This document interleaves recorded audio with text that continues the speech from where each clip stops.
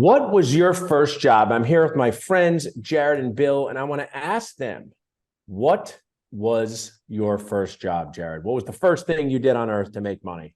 I don't know how much money I made, but yeah. So my family, I come from a restaurant family, owns some fast food restaurants, and I was the cheap labor to do two things. I would cut the grass, well, three things: cut the grass, trim the shrubs, and pick up cigarette butts on end. It was What the years was worst. years of this? What's that? What decade was this? Well, this was the late. Well, what was this? This was probably early 1990s, give or take, somewhere right in there, like 92, 93. I was probably 9 or 10, man. You know the little guy, you see the guys walking around with the dustpans, little small broom. Dude, I could sweep a cigarette butt from like 10 yards away, man. Oh wow, that's impressive. What kind of fast food did they serve? Yeah, so it's burger restaurants, like burgers and Italian, right? Fazoli's, that type of stuff. Oh, nice. What do they think of now of the do they still do it now or are they retired? No, they still got them, yeah. Nice. What do they think of Shake Shack? Are they a fan of Shake Shack or? They like Shake Shack, yeah. They're all about leadership. I'm a big Shake Shack guy. What about you? Yeah, I love that. We go all the time with the moderators. It's Danny Meyer Setting the Tables, great book. So Yeah, it is. So we got working for a family restaurant. Bill, what was your first job? Yeah, so I mean, I was going to say mowing grass because that's probably the first thing I actually remember, but I wasn't very good at it and I was kind of lazy, so I wouldn't do it. And my dad had to prod me, but probably the first one I remember is actually like being a tennis instructor in high school. Nice. Over like the summers, but I really wasn't very good at tennis. It's just we didn't have a very big school, so if you were on the team, you kind of raised through the ranks. So they would have me come in and do these clinics, and I really was awful at it. And I could hit the ball hard, but I had no idea where it's going. Kind of like golf, A tennis instructor didn't know tennis. It's like dentists giving. Well, but like nobody else in the town did either, so Yeah. nobody knew any different, man. So it's like dentists giving each other accounting advice online. that's right. Yeah. I want to share. I'm here to deliver joy. So, and you two are my friends, and we'll tell you what you do in a minute. But if you did not watch the series Red Oaks, please watch it immediately because it is about a country club in New Jersey from the 1980s, and there's a big part on tennis instructors in there, and it is a hilarious few seasons. I would watch again. So Red Oaks is an amazing series. Yeah, so you liked it. So now, my first job was working in a restaurant as a bus person, then became a server. One of the reasons I asked before we dig into what you guys do, people tell people that people skills are important, very Seinfeldian, right? People tell people that people skills are important, but there's no people skills university. And we don't really deliver to young people where to get them. So did your first job, second job, third job, Jared, did it help you with people skills that you still use today, decades later? Oh, 100%. I mean, once I graduated from the cigarette butts to actual making burgers in the burger joint, I mean, yeah, interacting with people either back in the kitchen, just trying to coordinate, processes, right? We're all about processes back in the kitchen and then on the front, man. I mean, taking orders, giving back change, being nice, greeting them with a smile. It's all about people right there. You got to write your own blog, Traction for Pickles, Traction for Pickle Delivery. But I'll share, I worked at Casa La Pita, which was the origin for the Dental Nachos name, and it was a corporate place, and corporate had great systems. This was in the 1997. They gave me a booklet. They explained why, we didn't give people free guac because that was expensive, but if people asked for extra pickles, we did. So I really believe that, and also customer service. And I was just on one of these recently, reacting to people in the moment is a skill, right? So Bill, how about you? You work with people, you hire people. Yeah. How important are people skills and where did you learn yours? Yeah, that's a great question. And when I think back to tennis instructor, I was dealing with little kids, and they, if you're a high schooler and you're teaching little kids, man, they think you're awesome. So didn't really learn much there, but as I progressed up, I remember probably the first time I really had a chance to kind of understand customer service. I worked at a convenience store out in the sticks overnight. Like it was a night job, and you had some strange characters that would come in there. Yeah.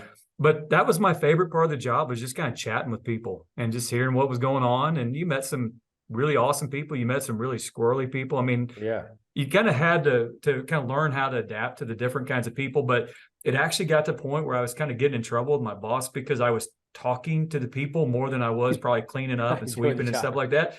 But I think it was a skill set that probably ended up being, a very valuable one. So just through that, I think kind of as you progress in your career, you just have varying degrees of interaction with other humans. And, when I started accounting, I worked as more of a public facing a role. And I think you just kind of learn pretty quick that, it's important. And I do think it's extremely important. Something we try to teach our team here, how important it is to be able to communicate, because it is kind of a little bit of a lost art, I think. I agree. I mean, I think what's amazing about the next generation is they have these abilities to interact on Zooms and video that I never had. There is a lack of practicing face-to-face, ready to react skills. Someone says this, what do you say? You don't have time to think. Someone says this, are you ready with your verbal systems, right? And whether it's a complaint in a dental office, complaint about cost, we all need to be able to do that to clarify our message. So we're going to now jump into what you guys do in your now jobs, your now careers, to help dentists live their best lives. So you are CPAs, and you have told us even CPAs need people skills, right? Even CPAs need people skills. So just give our Dentist Job Connect audience a picture of what you do daily. You can take a part of it. What are you doing after this? What are you doing on Monday? How are you helping dentists manage their business? Tell us about that. Yeah, I mean, just speaking, literally like today, if you look at what we're doing, I mean, we're talking, there you go, people skills, right? Via Zoom, but we're talking to all our clients basically about year-end tax planning. I mean, we're diving in, dotting I's, crossing T's. We want to minimize surprises from the tax perspective. So we got a ton of tax calls lined up for the next month, and just diving in from that perspective. And maybe Bill, why do dentists need this? Didn't we learn it in dental school, how to do taxes? Just kidding. We didn't learn any of this. But where do you see, I mean, if you're talking with our audience, a real lack of awareness in dentists with whether it's tax planning, whether it's budgeting, whether it's why am I working so hard and not making enough money? Tell us a little bit about that from your perspective. Yeah, I think that it's an awesome idea. Why don't we? And probably not even just in dental school or in advanced accounting degree. I mean, just in general, in high school or somewhere, why don't we learn the basic life skills like, how to budget and how to file tax returns and how to understand how it all works?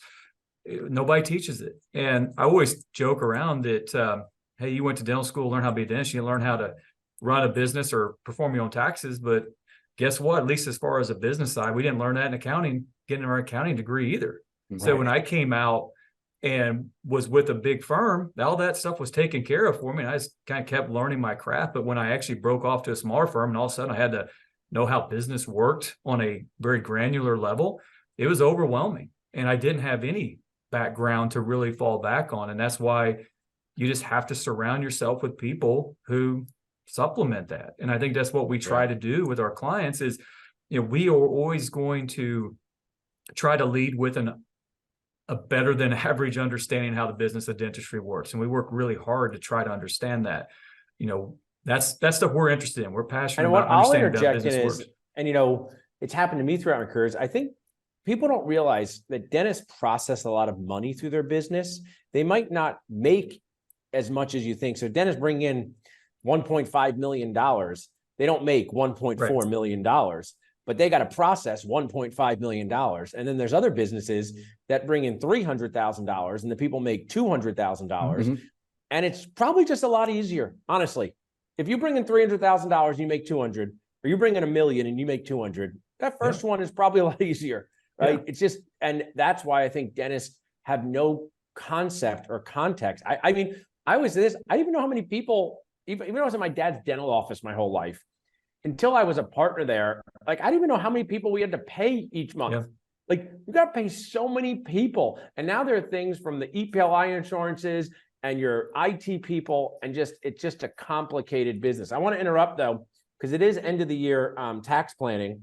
And we have a pre-order going on for these shirts, Biceps and EBITDA. So I would just like if you two ordered 1,000. So please go online. They're write-offs. And order 1,000 there you go. Your clients. It's a write-off. They don't know who's writing it off, but someone is. So that needs to be on the back of that, Paul. It's a write-off on the back of it. I should do that. Yes. Next one. So license that. Put the DL logo on there. We'll license that. We're doing a pre-sale, so put that in there. But we're going to talk about a few more things. But EBITDA is a hot thing. It's a hot topic, right? what does EBITDA mean to you? If a client called up and just said, hey, people have been telling me that I should focus on my EBITDA, what does that mean to you, Jared? If you had to explain it to him like a 6-year-old, what would you tell him?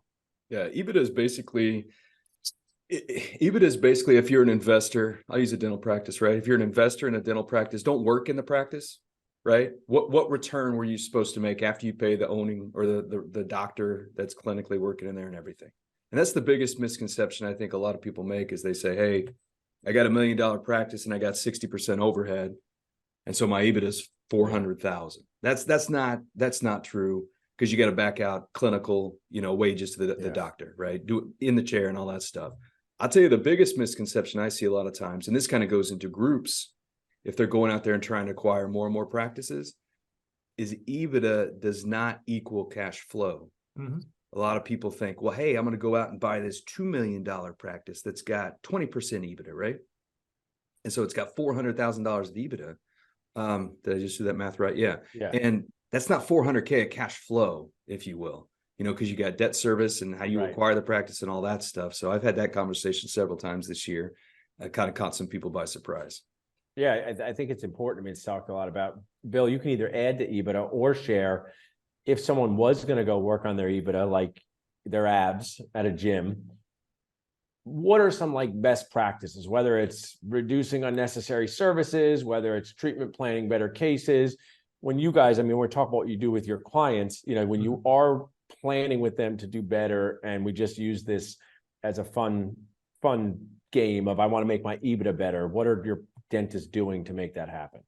So, I mean, I think you have to look at it as a process, Paul, because it's not a silver bullet conversation. It's not the 4-minute abs, It's a process you have to work up towards. And if you just work on one thing, usually you're going to have very disproportionate results. And so, when you look at it, I think you got to kind of break it down into bite size and realize that there's some low hanging fruit, expense management. Where are we bloated? Where are we not, as lean as we could be? Those are things that can come pretty quick. And maybe you get a percentage point or two, then you kind of move up the chain and say, well, the second, the thing that we can control pretty easily is our team. And our team is the biggest component of a dental practice. So is it producing effectively? Do we have our people in the right seats doing what they need to do? And are we getting the results we want? Which kind of then leads to what sometimes can be a little harder lever to pull, but do we have the at-bats and the new patient flow coming in to give those people those opportunities? So it's a process and it takes time, but with some intentionality, you can see those percentage points start to add up, and all of a sudden an EBITDA that maybe shook out at 12% is now at 13% and 15% and 18%, and getting up to like that 20, which is kind of where you want to be. So it's a bunch of different things, Paul, just to be honest. I like that. I mean, it's talking to people like you. People can text CPA to 215-543-6454 to learn how your CPAs, they're not just filing your taxes. You're doing more than that, Jared. Your best clients, and it doesn't necessarily mean your most financially successful clients, but I'll use your happiest clients. They're not just connecting with you once a year. And tell us a little bit more about this process, whether maybe you refer to someone who is going to hire an associate. Thanks for that. I'm going to get you a free Eagles jersey. There you go. Tell me which player you want, and you want Jordan Mailata? I actually know him, so I'd say we get you a Jordan Mailata jersey. I'll take it. People text hire to 215-798-9897. You can visit dentistjobconnect.com. But one of your clients, we just did a video with him. You said, hey, he wanted an associate. You said, connect with Paul. Tell us a little bit about this growth process that you're involved with practices. Yeah, I mean, what we want to try to do is help the dentist achieve their goals, right? So let's just talk about this specific dentist. He wants to grow. And think about that. That's another way to increase your EBITDA. Yeah. A lot of people get capped out and they're just like, I should say grow with an associate. They're capped out and they're like, well, here's my EBITDA is here. And they try to just trim some expenses. If it's your goal, you can add an associate. If you've got enough, make sure things are in place, you've got enough new patients and patient flow and space, you can add that associate, ramp them up, and that drastically increases your EBITDA. I like this sort of thing to think theme. Of that way. Tell me this, Bill, or Jared, like people are coming to you saying, I'm stressed out, I'm tired, I'm doing a lot of clinical dentistry, I want to bring in another dentist. Mm-hmm. Bill, you take the risks that you talk with them about to their revenue, right? Someone does $1.2 million a year. They say, I want to hire a full-time associate. And sometimes you have to say, I am the money guy. And if you do this, you better be willing to make less money. Tell us some of the revenue risks of hiring an associate when it's not the right time.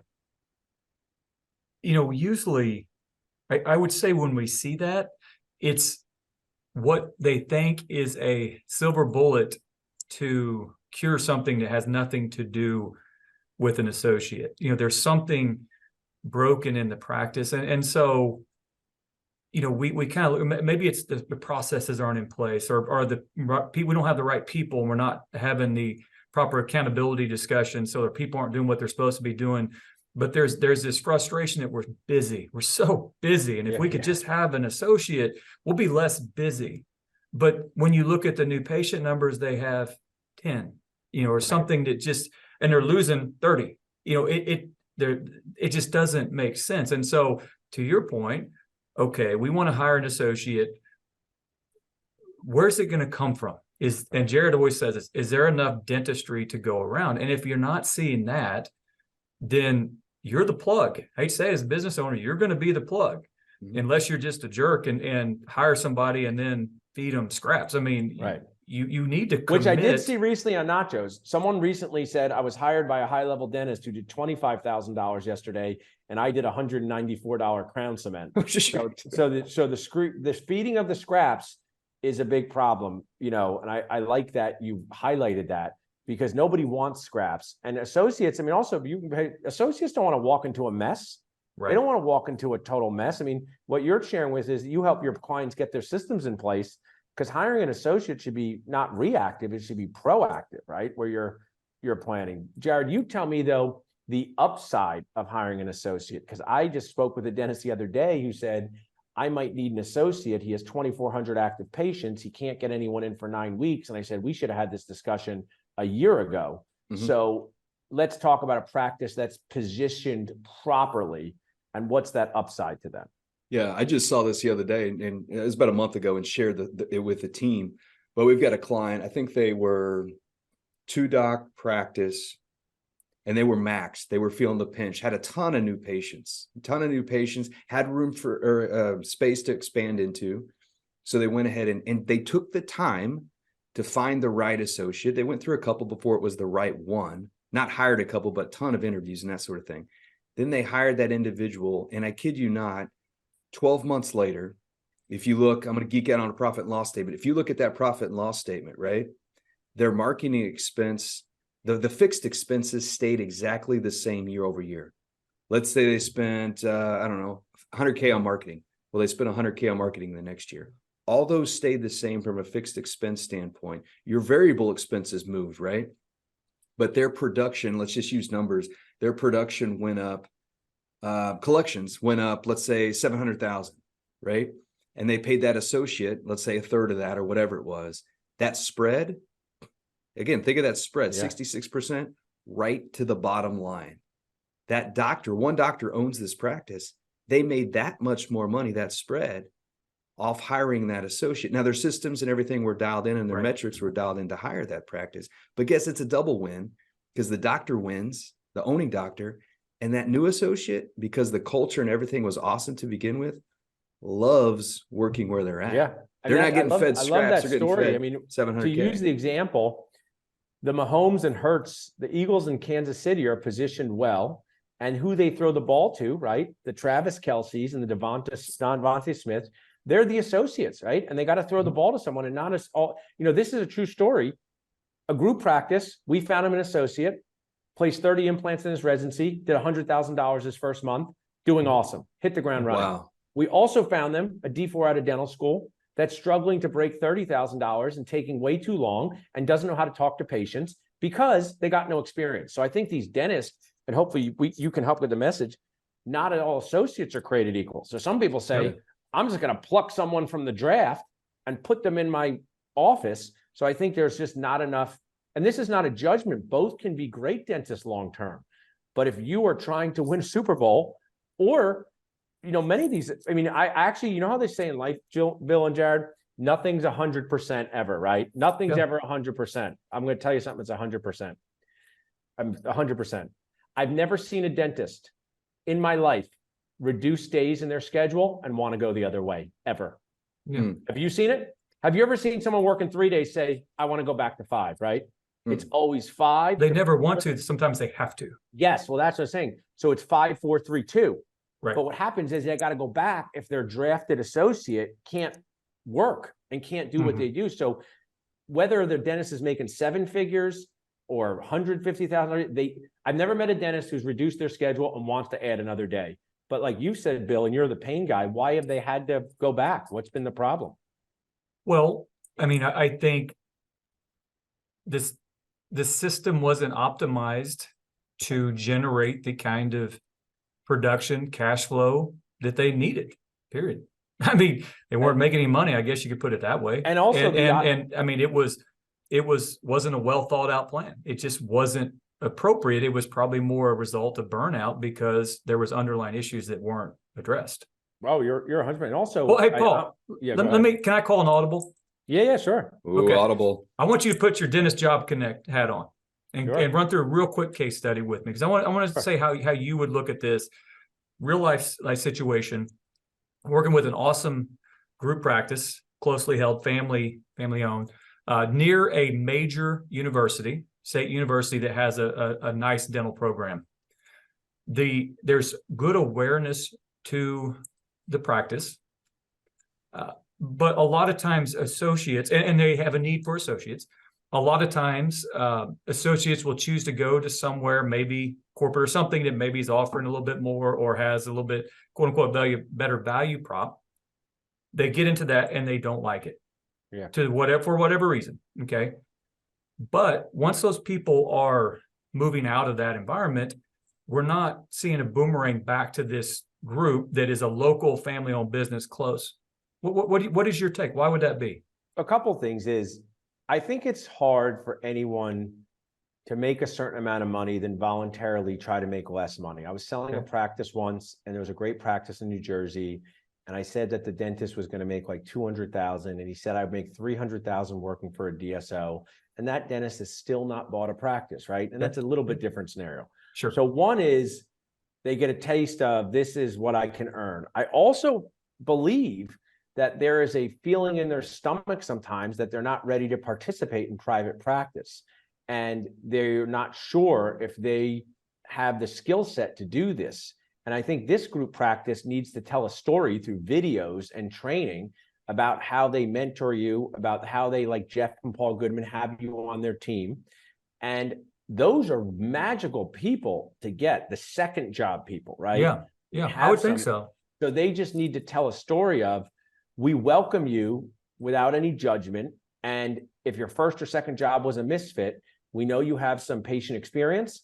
We know you've done some procedures, and we want to get you going in the right direction. This is not, we work with DSOs too. I know you do it as well.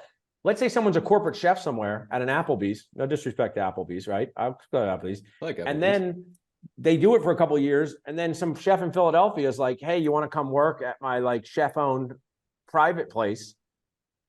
It's a different skill set that they have, and that it's up to your group to tell that story and have them in to observe. And a lot of times, I don't know if you guys watch The Bear, it's a great show. There was a big part of this it's a chef in Chicago, and he sent his brother to one of these fancy places where he was trained at, and it just blew his mind. So I think your group, my Dentist Job Connect hat, is they probably only need one really good one. They don't need 10 associates, but they just need to find that person. Because here's the other thing I'll share is, hiring someone out of dental school who doesn't have experience can really slow down a private practice that's operating on all cylinders. Yeah. You know, I mean, you know, you guys blame Mahomes' flu for losing that game, right? But they didn't put in the backup quarterback. And it's no disrespect to backup quarterback, but they're probably like, we're going with flu Mahomes, right? He knows our system. I was going to say something about the Super Bowl last year, but we'll just let that one lie. I'm sure there's an excuse buried somewhere there, right, Paul? But last play they had to call that. But no, it was a Super Bowl for the ages. I hope they both get a rematch this year. But I love that question, and I think what you guys are bringing out is how important advice from people who are not dentists in your world is. I mean, if we can we'll kind of wrap up with this. I like this, and we have a Dentist Job Connect world. We got solo practices. We got the Dr. Arashas, who you know well. We got people going from 1 to 2, 2 to 5, 5 to 10, stopping here. Who should be reaching out to you with what type of this is happening next in my life? And it might be a few different ones. And let's go beyond buy my first practice, right? Someone who's owning a practice, when should they reach out to you? What should be happening, Jared? Adding an associate, buying a second office, estate planning. Give me one for you. I'll take one from each of you before we wrap up. Yeah, I mean, I think anybody that's got growth goals, right, and has trouble and is making decisions based on gut, right? We want to jump in and say, hey, sometimes your decisions on gut are good, right? Mine usually aren't. But if you can start making decisions based on data, and so if you're not having the data put in front of you, come see us. If you want to grow, come see us. That's where we really jump in. That's our secret sauce. Awesome. Bill, add one for me too, whether it's 3 to 4 or locations, whether it's location, whether it's team oriented. Who's somebody who's watching this and say, hey, reach out to Duckett Ladd, text CPA to 215-543-6454. We're here to help. I think we've told you in the past. I mean, we try to build out products for anybody from, they're looking to their first practice to they're exiting their practice. I think what we're seeing a lot of traction on, and something that's really fun for us because the value prop is so high, is exactly what Jared's saying. Is it's somebody who says, I built an awesome flagship store. I added a couple others. They're not quite as good, but now I'm at 7 million, but I want to go to 20. I mean, and they say that maybe as a BHAG, something that's aggressive, but they do believe that they can do it. But they've just kind of organically built something because they don't know, right, Paul? So it feels overwhelming and the structure's not good. And so just some clarity, with a really good attorney and some clarity on how this all flows from a tax perspective and how really like cash flow purposes and making sure we're not, putting ourselves in a detrimental spot. I think those kind of focused on that kind of growth, those are the ones that we're seeing, come through our door that we really see we can add a tremendous value. So that's just top of mind because you made me think of something as a bonus one. It's all about ROI, which is relationships, opportunities, and impact. And I know this will put me in a positive light, but it's okay to be proud of what you do. Would you both say that you're glad to know Rob Montgomery and he's someone that you have found to be a resource for you, Jared? Oh, absolutely. I mean, we've met so many new relationships through the Nacho community. It's crazy. And that's what I'm sharing. And I'm proud to introduce you to Rob, one of my best friends. But that's what advisors do for people. They go, oh, hey, I know this person that does this thing that you would never fall into that box. Like, it's amazing. I always think it would be just organic that your dental lawyer and Duckett Ladd would cross paths, but you might have never literally crossed paths because despite all the interconnectedness of being online, some people just are in their own silos. And I think that that's just another big piece of people building the right team, because it's not just your team, it's also who you can truly ABC always be connecting. Yeah. So appreciate you guys sharing. Tennis instructor, cigarette butt picker upper, now to accounting. Did you just say butt picker? Yeah. Text hire to 215-798-9897 or reach out to us at dentistjobconnect.com. Great program, by the way. It works. Appreciate it. Good seeing you, Paul.